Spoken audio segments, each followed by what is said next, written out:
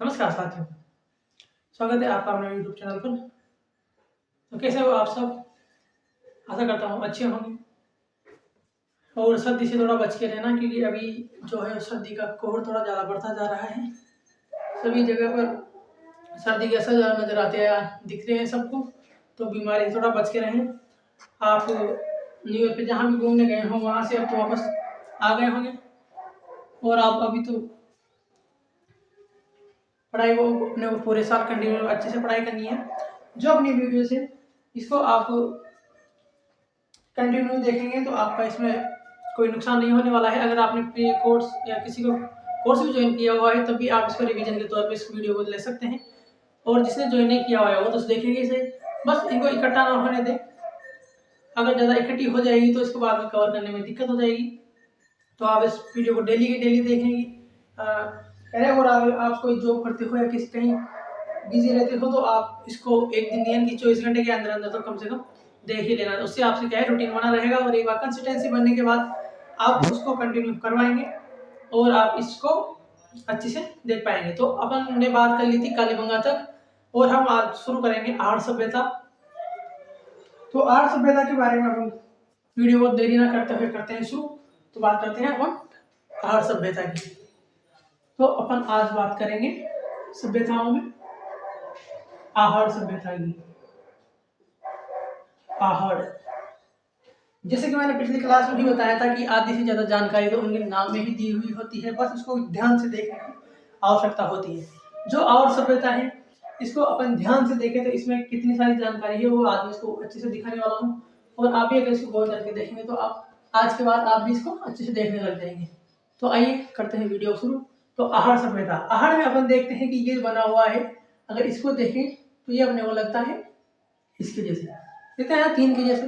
तो अगर आप इसको देखें इसको अच्छे से तो और इसी जगह से अगर इससे लें तो इसका यहाँ से निकल आके आता है स्थान, यानी कि आहड़ सभ्यता किस जगह पे है वो आता है इससे निकल के। तो जो अपनी आहड़ सभ्यता है ये है उदयपुर में। कहाँ है आहड़ सभ्यता? उदयपुर में। आज जिसका है ये काफी काम आने वाला है। इस अपन से काफी चीजें देखने वाले हैं और काफी चीजें यहाँ से निकलने वाली है। वीडियो आज भी इसी की तरह बहुत इंटरेस्टिंग होने वाला है, तो देखते हैं अच्छे से। फिर वापस यहाँ से आ गया और यहीं से ये अब इसके बाद लेंगे। पहले तो आगे का लिया था 3 की जगह, अब लेंगे इस पूरे को। तो ये निकल के आया, पहला तो निकल के आया कि ये उदयपुर में है। इसी के बाद अगर इसे से लें तो ये आयन नदी के किनारे है। कहाँ है? आयन नदी के किनारे। इस आयन नदी को बेड़च भी कहा जाता है। क्या कहा जाता है? बेड़च नदी भी कहा जाता है। आयड बोलो या बेड़च बोलो, ये यहाँ से निकल के आता है। इसी के बाद इसी से लेते हैं कि यहाँ से अनाज के पात्र मिले हैं। अनाज के 2 पात्र मिले हैं। क्या मिले हैं यहाँ से? अनाज के 2 पात्र। इन पात्रों को, जो ये पात्र है इनको कहा जाता है गोरे या खोटे। इन पात्रों को गोरे या खोटे कहा जाता है। और इस गोरे खोटे का इस सभ्यता को गोरे या खोटे की सभ्यता भी कहते हैं। इसी के कारण यहाँ से इसका एक उपनाम निकल के आता है गोरे या खोटों की सभ्यता। एक एक अक्षर को ध्यान से देखिए। इसी के बाद यहीं से निकल के आता है कि इसका खोज किसने की। तो इसी अ से निकल के आएंगे इसके खोजकर्ता। कौन आएंगे? इसके खोजकर्ता। तो इसी अ से इसके खोजकर्ता जो आएंगे वो आएंगे अक्षय कीर्ति व्यास। कौन आएंगे? अक्षय कीर्ति व्यास। खोज इनकी अक्षय कीर्ति व्यास ने की। और ये खोज कब की? तो ये खोज की है 1953 में। 1953 में। कालीबंगा की कब की थी? 1952 में। इसकी कब की? 1953 में। कालीबंगा की किसने की थी? अमलानंद घोष ने। इसकी किसने की? अक्षय कीर्ति व्यास ने 1953 में। अब इसके बाद खोज हो गई। इसके बाद बात करते हैं उत्खनन की। तो जो उत्खनन है, जो इसके उत्खनन है उत्खनन करता, वो एक तो है आरसी अग्रवाल साहब। एक तो है आरसी अग्रवाल ये इन्होंने की है 1956 में। और एक जो इनके उत्खनन करता है सेकंड, वो यहाँ से निकल के आएंगे, ह से यहाँ से निकल के आएंगे HD साकलिया। इन्होंने भी इनकी खोज की और सर्वाधिक खोज के अगर प्रमाण देखे जाए तो वो मिलते हैं HD साकलिया जी की। RC अग्रवाल मतलब रत्न चंद्र अग्रवाल, पूरा नाम इनका रत्न चंद्र अग्रवाल। और ये HD साकलिया जी नहीं, यानी कि हसमुख धीरज साकलिया, पूरा नाम है इनका हसमुख धीरज साकलिया। और इन्होंने जो खोज की है इसकी, ये की है 1961 में। और सर्वाधिक खोज के प्रमाण मिलते हैं HD साकलिया जी की। यानी कि अगर पूछा जाए सर्वाधिक खोज किसने की, तो वो किन्होंने की, HD साकलिया जी ने। खोज और खोज उत्खनन आपने बता ही दिया था। खोज को तो बोलते हैं, दो होती है, एक तो खुदाई और एक होता है उत्खनन। यानी कि एक तो खोज होती है, यानी कि एक होता है खोजना और एक होता है खोदना।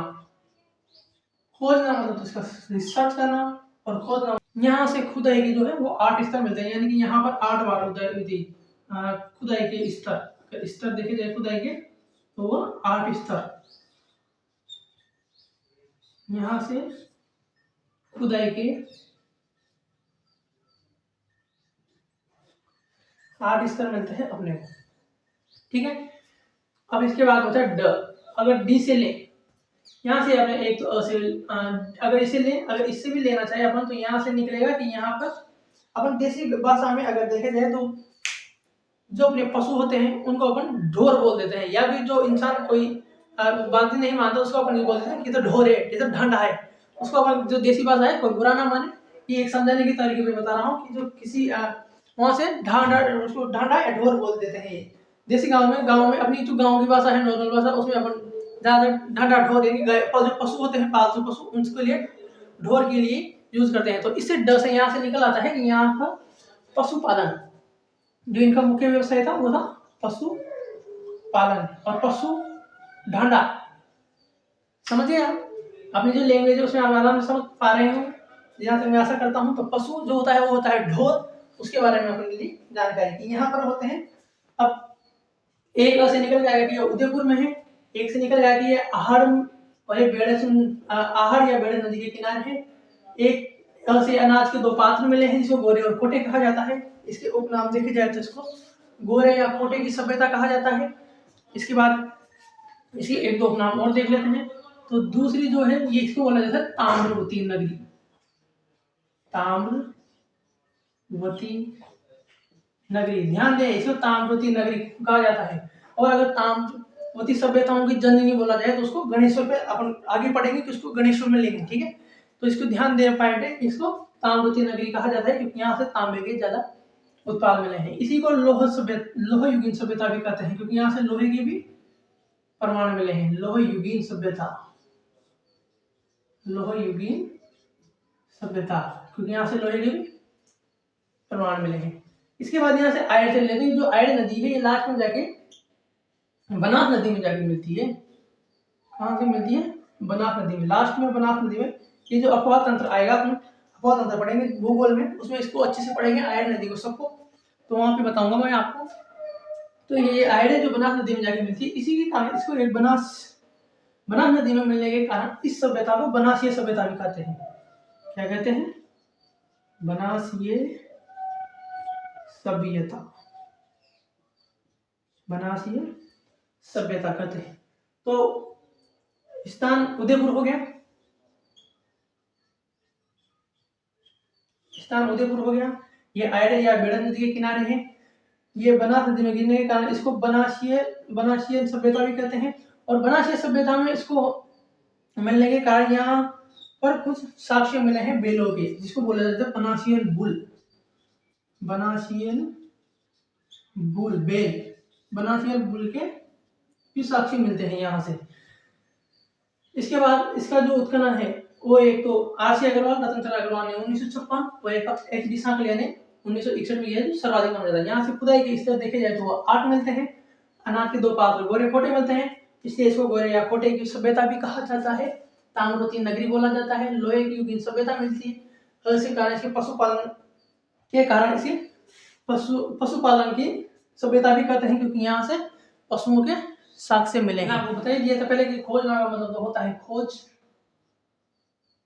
और खोदना का मतलब होता है उत्खनन। तो ये आपको ध्यान देने लायक है। इस पे इसके अगर आप गौर नहीं करोगे तो आपके यहाँ पे गलत होने के चांसेस ज्यादा होते हैं। तो आप अगर इसका लेना तो आपको ये समझ में तो आ गया होगा अच्छे से। मैं आशा करता हूँ कि ये समझ में आया होगा। लेकिन हम अपन लेके चलते हैं, इसके बाद में आपको लेके चलता हूँ नोट्स मेकिंग पैटर्न पर। ये तो आपने समझ लिया कि आहट जो है ये उदयपुर में है। खोज इसका अक्षय कीर्तिवाद 1953 में किया। उसका उत्खनन 1 से अग्रवाल 1956, सांकलिया ने 1961 में सर्वाधिक किया। यह आयड और बेड़न नदी के किनारे है। लास्ट में बनास नदी में मिलती है, इसलिए इसको बनासीय सभ्यता भी कहते हैं। यहाँ से बनासीय मूल के प्रमाण मिले हैं। ये अनाज के दो पात्र मिले हैं, इसे गोरे या खोटे कहा जाता है। उपनाम के गोरे या खोटों की सभ्यता, ताम्रयुगीन सभ्यता, लोहयुगीन सभ्यता है। यहाँ पर पशुपालन के साक्ष्य मिले हैं, और यहाँ से सर्वाधिक खुदाई के जो स्तर है वो 8 स्तर मिले हैं। ठीक है, तो आप ले लीजिए इसका स्क्रीनशॉट। इसके बाद मैं आपको लेके चलता हूँ इसके नोट्स मेकिंग पैटर्नों पर। ठीक है, चलिए दोस्तों शुरू करते हैं वापस नोट्स मेकिंग पैटर्न पर। तो सबसे पहले अगर बात करेंगे खोज की, तो खोज जो है आर्ट सभ्यता की वो की अक्षय कीर्तिवाद ने 1953 में। उत्खनन देखा जाए तो इसका R.C. अग्रवाल ने 1956, रतन चंद्र अग्रवाल ने 1954 में, H.D. सांकलिया हसमुख सांकलिया ने 1961 से 1962 में। ये जो सभ्यता है ये है उदयपुर में। कहाँ है? उदयपुर में। नदी देखी जाए तो आयड़ नदी के किनारे, आयड़ नदी के किनारे।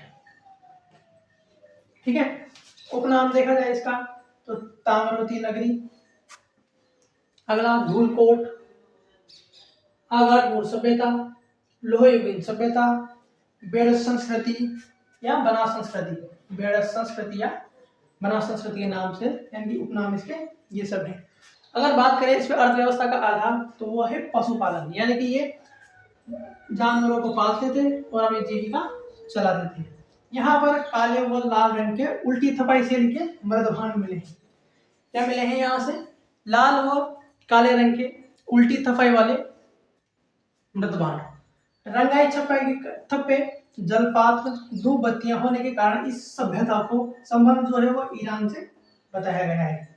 यहाँ से अपने को रंगाई छपाई के थप्पे, जलपात्र और धूप बत्तियां मिलने के कारण इस सभ्यता का जो संबंध है वो ईरान से बताया गया है। इसके बाद इस घर से 2-3 मुंह वाले चूल्हे, 6 मुंह वाले चूल्हे मिले हैं।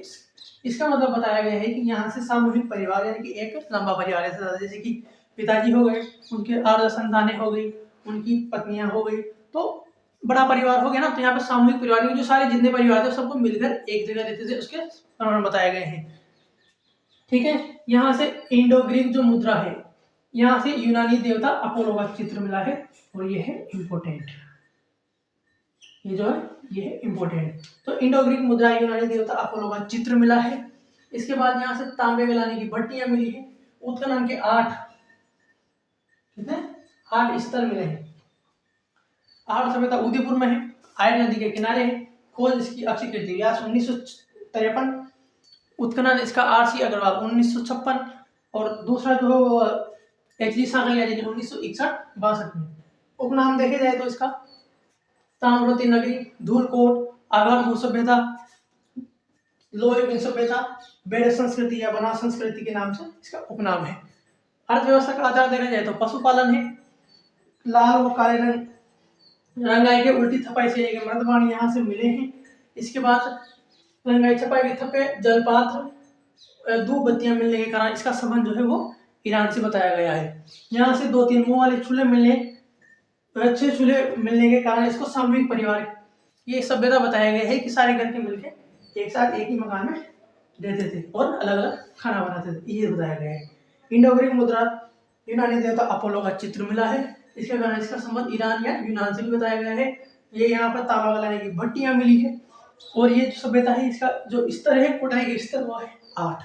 ठीक है, आप कीजिए इनको नोट डाउन और लीजिए फटाफट स्क्रीनशॉट। इसके बाद अपन मिलते हैं इसके नेक्स्ट पार्ट में। चलिए दोस्तों, आपने ले लिया हुआ स्क्रीनशॉट। इसके बाद अपन अगले इसमें बात करते हैं कि यहाँ पर 6 तांबे की मुद्राएं और 3 मोहरें मिली है। 6 तांबे की मुद्राएं और 3 मोहरें मिली है। यहाँ मिट्टी की वस्तुएं मिली है टेराकोटा के और टेराकोटा और मणकला की। जो टेराकोटा है यह प्रसिद्ध कहाँ की है? मोलेरा राजसमंद की टेराकोटा सबसे ज्यादा प्रसिद्ध है। ये जो सभ्यता है लगभग 4000 साल पुरानी बताई जाती है। कितनी पुरानी बताई जाती है? लगभग 4000 वर्ष पुरानी। इस सभ्यता से अनाज पीसने की चक्की जो पत्थर के निर्मित होती थी पुरानी, वो मिली है। अनाज पीसने की चक्की जो पत्थर से निर्मित होती थी वो मिली है। यहाँ 6 चूल्हे मिलने के कारण इस जो सभ्यता है इसको पितृसत्तात्मक सभ्यता बताया गया है, क्योंकि जो सत्ता थी पूरी वो पितर के हाथ में। पितृसत्ता मतलब पिता के, यानी कि सारा काम पिताजी के द्वारा किया जाता था, यानी कि उनकी पूरा भरण पोषण, चूल्हे अलग अलग गिरोह, लेकिन पूरा जो परिवार था वो संयुक्त परिवार था और ये एक साथ मिलकर रहते थे। इसे बोलते हैं पितृसत्तात्मक। ठीक है, यहाँ से जो पशुपालन की जो बताया गया था, इसमें जो प्रमुख पशु पाला गया वो था कुत्ता, डॉग। इसको सबसे ज्यादा पालने के साक्ष्य इस सभ्यता से मिले हैं। इस सभ्यता से लकड़ी के थप्पे या छापे मिले हैं। लकड़ी के थप्पे या छापे मिले हैं। ये जो सभ्यता है यहाँ पर आयताकार लकड़ी की छत मिली है और यहाँ इस सभ्यता की जो घरों की जो दीवारें होती थी वो कच्ची ईंटों की बताई गई है। ये आयताकार जो लकड़ी थी, जो छतें होया करती थी, ये जल निकासी के व्यवस्था बताती है, क्योंकि इस सभ्यता में जल निकासी के प्रमाण मिले हैं। और ये जल व्यवस्था कैसे करते थे? चक्रकों द्वारा, यानी कि जमीन में अंदर खड्डा होता था, जब बारिश का पानी आया करता था तो इन आयताकार छत होने के कारण जो पानी डायरेक्ट एक पाइप द्वारा अंदर जमीन में जाता था और बाद में उसी पानी को ये बाद में यूज किया करते थे। तो चक्रों को बना कर करते हैं कि एक अंदर घड़ा टाइप में एक अंदर बना दिया करते थे, सुरंग टाइप में। सारा पानी जो बरसात का पानी होता था उसमें जमा हो जाता था और उसके बाद उस पूरे पानी को बाद में जब पानी की उपयोग लेना होता था तो उसको निकाल के यूज में लिया करते थे। इसलिए यहाँ पर आयताकार लकड़ी की छतें मिली है, जहाँ से जो जल की व्यवस्था थी वहां से चक्रकों के द्वारा जल की व्यवस्था की जाती थी। और जो इस विधि है, इस विधि को वैज्ञानिक भाषा में बोला जाता है वाटर हार्वेस्टिंग सिस्टम। तो उस टाइम में भी कितने तगड़े कारीगर हुआ करते थे, आप देख सकते हैं। एक प्रकार की इंजीनियरिंग मान लो, यानी कि हर सभ्यता में इंजीनियरों की सभ्यता कह सकते हैं अपन। वैज्ञानिकों ने बता नहीं गया है, मेरे हिसाब से बता रहा हूँ। तो उस टाइम कितना तगड़ा सिस्टम देखा होगा। पानी की निकासी, पानी को निकासी करके पानी को सही उपयोग में लेने के लिए इस सभ्यता को कितने अच्छे से सजाया गया है। और आजकल के लोग हैं जो पानी को ऐसे ही बर्बाद कर देते हैं। तो आप पानी को जरा व्यर्थ ना करें, आप पानी को जरूर बताएं। तो अब आइए आहड़ सभ्यता की अपन कर लेते हैं क्विक रिवीजन। सबसे पहले बात करते हैं आहड़। आहड़ है उदयपुर में। आहड़ कहाँ है? उदयपुर जिले में। उदयपुर में किस नदी के किनारे? आहड़ नदी के किनारे। आहड़ नदी को कहा जाता है बेड़स नदी।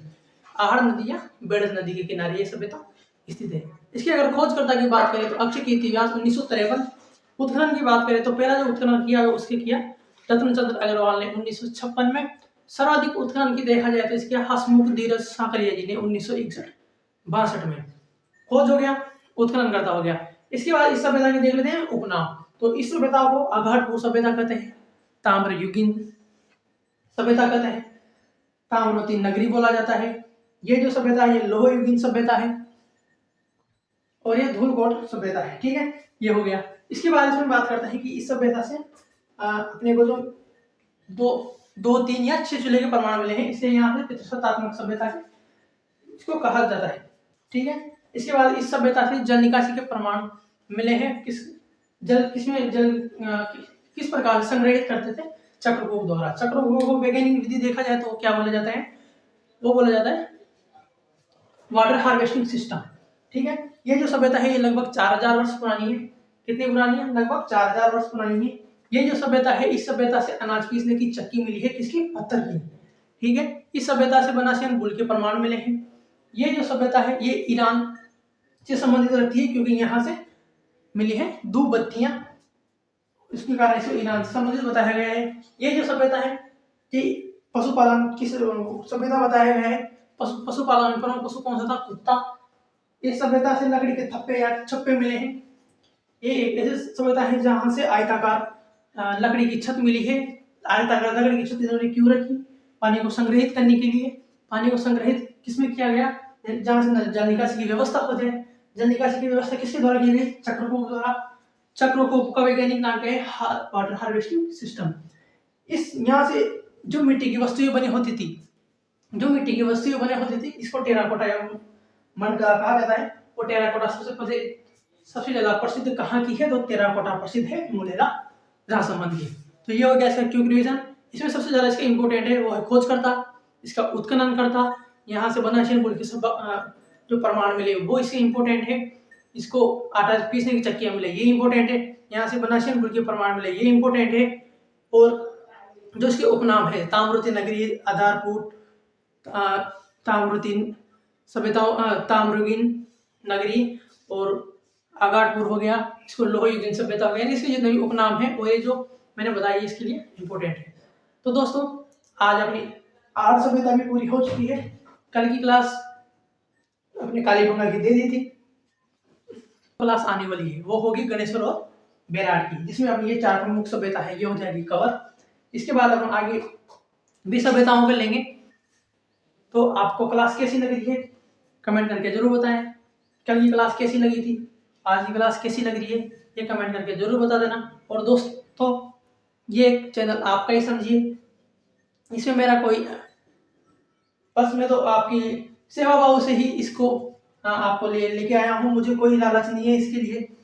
और बस आप सभी, आप में से एक बच्चा बोल रहा था कि सर अगर ज़्यादा बच्चे नहीं पढ़ेंगे तो क्या पढ़ाना बंद कर दोगे। तो इस बैच को शुरू करने का उद्देश्य ये नहीं है कि इसको ज़्यादा से ज़्यादा बच्चे देखें, बस ये है कि जितने बच्चे देखें वो कंटिन्यू देखें और अपना भविष्य को देख लें।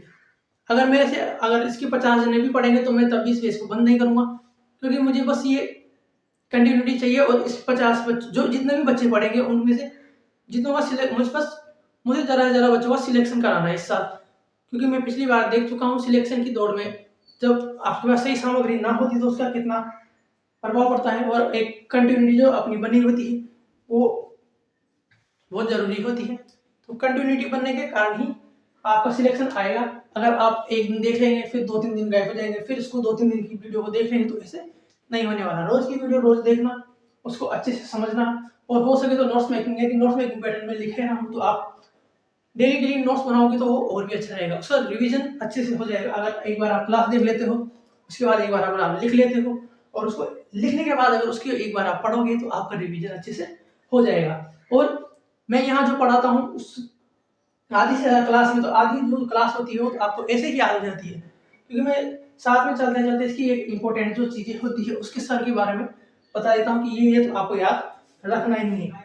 ठीक है, जो भी बच्चा ध्यान से देख लेगा उसको 50% की तो मैं गारंटी लेता हूँ कि 50% क्लास तो आपको तुरंत याद हो जाती होगी।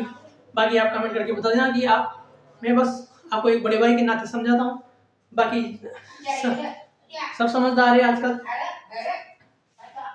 फिर भी अगर आपको वीडियो अच्छी लगे तो लाइक कर देना और कमेंट करके बता देना कि ये जो मैं कर रहा हूँ आपके लिए ये सही है या फिर सही जो मैं आपको बता रहा हूँ ये आपको सही तो लग रहा है ना, आपको क्लास कितनी पसंद आ रही है उसके बारे में आप जरूर बता देना। ठीक है दोस्तों, तो मिलते हैं अब नेक्स्ट वीडियो में और नेक्स्ट टॉपिक में बेराट और गणेश सभ्यता के साथ। तब तक के लिए राम राम, जय हिंद साथियों।